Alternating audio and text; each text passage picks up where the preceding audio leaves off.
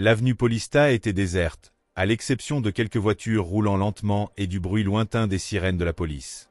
Alex, vêtu de vêtements sombres et d'un blouson de cuir, marchait rapidement sur le trottoir éclairé par les lumières des bâtiments et des lampadaires. L'air était plus froid que d'habitude et le bruit de ses bottes résonnait dans l'avenue. L'odeur de l'asphalte et des arbres le long du trottoir se mélangeait à celle des cafés et des restaurants fermés, créant une sensation de solitude au cœur de la ville animée. Il s'arrêta devant un immeuble ancien, dont la façade en pierre usée contrastait fortement avec les structures de verre environnantes. Soudain, sous la lumière d'un lampadaire, apparut un homme plus âgé, aux cheveux blancs et aux lunettes noires. Sans un mot, il remit à Alex une clé rouillée et un papier froissé avec des coordonnées manuscrites. Avant qu'Alex puisse poser une question, l'homme disparut dans l'ombre, ne laissant que l'écho d'un rire sec. Alex glissa les objets dans sa poche, sentant le poids de la clé presser sa cuisse, et continua en direction de la station de métro. Dans le train vide, il déplia le papier et remarqua un dessin grossier d'une structure pyramidale avec des annotations dans une langue qu'il ne reconnaissait pas. À la maison, il posa la clé sur la table et passa des heures à rechercher des symboles anciens sur son ordinateur jusqu'à ce qu'un message crypté apparaisse à l'écran. Les sépulcres ont été scellés pour contenir ce qui ne peut être nommé. Le lendemain, Alex suivit les coordonnées jusqu'à un marché local animé, rempli de stands de fruits frais et de tissus colorés. Là, une femme aux cheveux courts et à la robe défraîchie, nommée Mirella, lui offrit une paire de lunettes de lecture à monture métallique légèrement tordue. Il hésita, mais quelque chose dans son insistance le fit accepter. Lorsqu'il mit les lunettes, les couleurs autour de lui s'intensifièrent, et les lettres d'une pancarte délavée sur le mur d'un stand devinrent nettes, révélant une série de chiffres qui correspondaient aux coordonnées du papier. Mirella sourit, comme si elle savait déjà ce qu'il verrait, et murmura « Ils étaient là avant toi ». Alex suivit les nouveaux chiffres jusqu'à un entrepôt abandonné aux abords de la ville, où il trouva une porte en métal renforcée, sans poignée ni serrure visible. La clé qu'il avait reçue la nuit précédente s'inséra parfaitement dans une fente presque invisible, déclenchant un mécanisme silencieux. À l'intérieur, recouvert d'une couche de poussière, se trouvait un dossier de documents et une carte détaillée des tunnels souterrains. En examinant les documents, il remarqua que tous les rapports mentionnaient un matériau inconnu, désigné uniquement comme substance métallique, utilisé pour sceller des chambres profondes sous la ville. L'un des documents contenait un avertissement. Ce qui entre n'en ressort pas, mais ce qui est scellé peut être observé. Le troisième soir, Alex et Mirella pénétrèrent dans les tunnels, guidés par la faible lumière de leurs lampes de poche. Les murs brillaient de veines du matériau indestructible, reflétant des motifs qui semblaient changer à mesure qu'ils avançaient. Dans une chambre centrale, ils trouvèrent une rangée de sarcophages, chacun marqué de symboles identiques à ceux des lunettes. En les touchant, Alex sentit une étrange vibration, et des voix murmurantes résonnèrent dans son esprit, parlant des langues mortes. Mirella, utilisant les lunettes, traduisit des fragments. Ils ne sont pas morts, ils attendent juste. L'un des sarcophages commença à se fissurer, libérant une brume sombre qui se dissipa rapidement. Au même instant, le tunnel derrière eux s'effondra, bloquant la sortie. Alors qu'il courait pour trouver un autre itinéraire, Alex remarqua que les lunettes de Mirella montraient maintenant des images superposées à la réalité, des figures humaines dessinées sur des murs anciens, toutes pointant vers une seule sortie. Lorsqu'ils émergèrent à la surface, ils furent accueillis par un groupe d'hommes en costume sombre qui confisquèrent les lunettes et les documents sans un mot. Quelques jours plus tard, Alex retourna au marché, mais le stand de Mirella avait disparu, ne laissant qu'un billet glissé dans une fissure du trottoir. Les sépulcres ne sont pas des prisons, ce sont des portes. Il n'a plus jamais revu les lunettes ni les documents, mais parfois, en traversant le centre-ville, il sentait une légère pression dans sa poche, comme si la clé était toujours là, bien qu'il sût qu'il l'avait perdue. Alex suivit Mirella à travers des couloirs étroits, qui sentaient le moisi et la terre humide, les lunettes maintenant collées à son visage comme une seconde peau. La lumière des lampes de poche révélait des inscriptions sur les murs, des symboles qui semblaient vibrer sous la lumière du matériau métallique. À un moment donné, Mirella s'arrêta et indiqua une chambre latérale, où un autel en pierre contenait un livre ancien aux pages métalliques. En le touchant, Alex vit des images projetées dans l'air, des scènes d'une civilisation utilisant la substance pour construire des structures impossibles, puis scellant quelque chose en dessous. Une figure se répétait dans les images, un homme avec des lunettes identiques à celles qu'il portait maintenant, observant les travaux avec une expression d'urgence. Mirella murmura. Il savait que quelque chose allait arriver.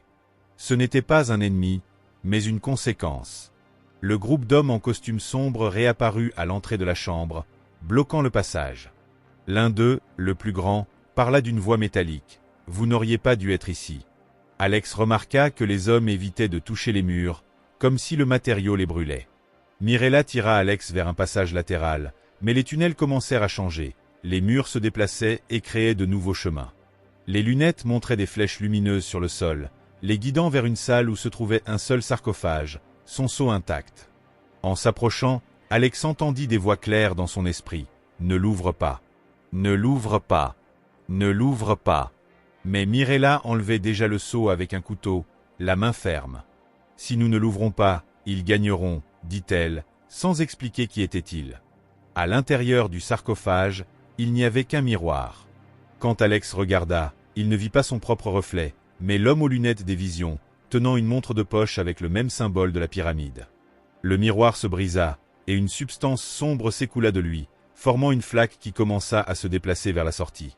Mirella saisit le bras d'Alex. « Cours !» Les deux suivirent la flaque, qui serpente à travers les tunnels, comme si elle avait une conscience propre, jusqu'à ce qu'ils émergent sur une place publique, où la flaque se dissout sous la lumière du soleil. Un journal tombé au sol portait le titre « Le projet de revitalisation de l'avenue Paulista progresse avec l'utilisation de nouveaux matériaux ». La photo montrait l'homme aux lunettes aux côtés de responsables souriants.